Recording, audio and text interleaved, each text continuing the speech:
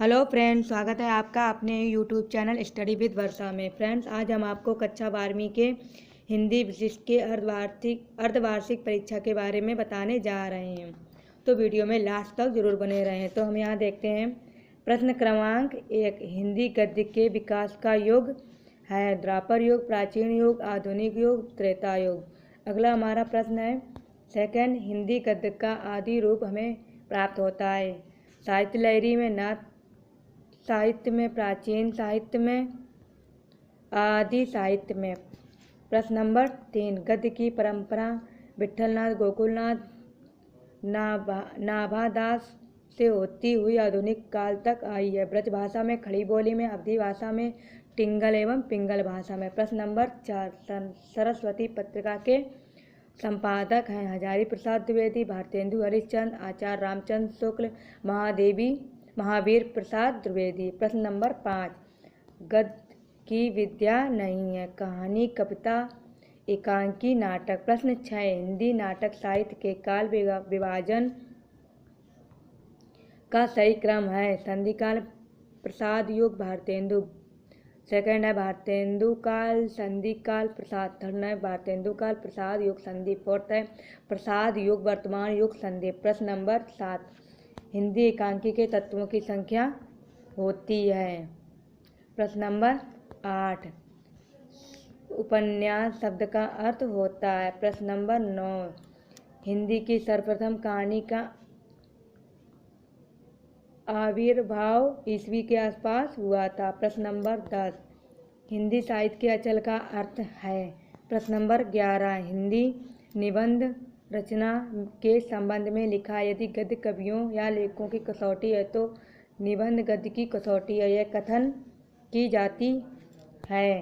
प्रश्न नंबर 12, जब लेखक अनुभूति की गई घटनाओं का अथवा किसी व्यक्ति या वस्तु का मार्मिक वर्णन अपनी स्मृति के आधार पर करता है तो वह कहलाता है जब लेखक अनुभूति की गई है। प्रश्न नंबर 13, घटनाओं का अथवा किसी व्यक्ति या वस्तु का मार्मिक वर्णन अपनी स्मृति के आधार पर करता है तो वह कहलाता है। प्रश्न नंबर 14, कहानी हिंदी गद्य साहित्य की विद्या है। प्रश्न नंबर 15, प्रेमचंद हिंदी गद्य साहित्य के प्रमुख कहानीकार हैं। प्रश्न नंबर 16, हिंदी गद्य साहित्य में पौण एवं गंभीर शैली भारतेंदु युगीन निबंधों की विशेषता है। प्रश्न नंबर 17, हिंदी गद्य साहित्य में हरि शंकर परसाई व्यंग निबंधकार हैं। प्रश्न नंबर 18, हिंदी साहित्य में निबंध के समान आलोचना के क्षेत्र में हरिवंश राय बच्चन का आगमन वरदान स्वरूप हुआ। प्रश्न नंबर 19, किसी गद्य साहित्य में जब हम किसी घटना, व्यक्ति का, वस्तु का शब्दों के माध्यम से ऐसा कलात्मक वर्णन करते हैं कि आंखों के सामने चित्र सा उपस्थित हो जाता है, उसे रेखाचित्र कहते हैं। प्रश्न नंबर 20, पहला पॉइंट, पंडित जवाहरलाल नेहरू की आँखों देखा रूप गोदान। प्रेमचंद द्वारा लिखित कहानियों की संख्या मानसरोवर में है उपन्यास। तीसरा है किशोरीलाल गोस्वामी द्वारा रचित कहानी है रविंद्रनाथ टैगोर। फोर्थ है भावात्मक एवं लोक कहानी सिंहासन बत्तीसी के रचनाकार हैं इंदुमती। पांचवा है रानी केतकी की कहानी की विद्या है आर्ट। मुंशी प्रेमचंद द्वारा रचित उपन्यास है साहित्य यात्रा साहित्य। प्रश्न नंबर 21, हिंदी गद्य साहित्य के अंतर्गत किसी महत्वपूर्ण व्यक्ति से पूर्व में ही निर्धारित किसी विशिष्ट समय पर कुछ प्रश्न किए जाते हैं और प्राप्त उत्तरों को लिपिबद्ध रूप में प्रस्तुत कर दिया जाता है, उसे कहते हैं। प्रश्न नंबर 22, हिंदी गद्य साहित्य में लिखा एकांकी में एक ऐसी घटना रहती है जिसका जिज्ञासापूर्ण एवं कौतूहलमय नाटकीय शैली में चरम विकास होकर अंत होता है, यह कथन किसका है? प्रश्न नंबर 23, मानसरोवर में प्रेमचंद द्वारा लिखी लगभग कितनी कहानियाँ हैं? प्रश्न नंबर 24, हिंदी गद्य साहित्य में किसी महापुरुष की जीवन किस तथ्य पर आधारित है? प्रश्न नंबर 25, लेखक पूर्णतः तटस्थ होता है वह कौन सी विद्या है? प्रश्न नंबर 26। हिंदी गद्य साहित्य में गद्य और पद्य के बीच की विद्या क्या कहा जाता है?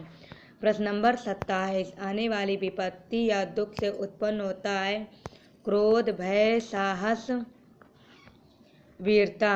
अगला हमारा प्रश्न है 28वां। भय के समांतर एवं अन्य मनोविकार हैं डर, क्रोध, आशंका, पीड़ा। अगला हमारा 19वां प्रश्न है भय का रूप नहीं है असाध्य, साध्य, कायरता, वीरता। अगला हमारा प्रश्न नंबर 3 है भय के रूप बताए गए हैं 1, 2, 3, 4। प्रश्न नंबर 31। भय निबंध संबंधित है मनोविकार, भाव विकार, वस्तु विकार, ताव विकार। अगला हमारा प्रश्न नंबर 32 है भय का विषय रूपों के सामने आता है। प्रश्न नंबर 33।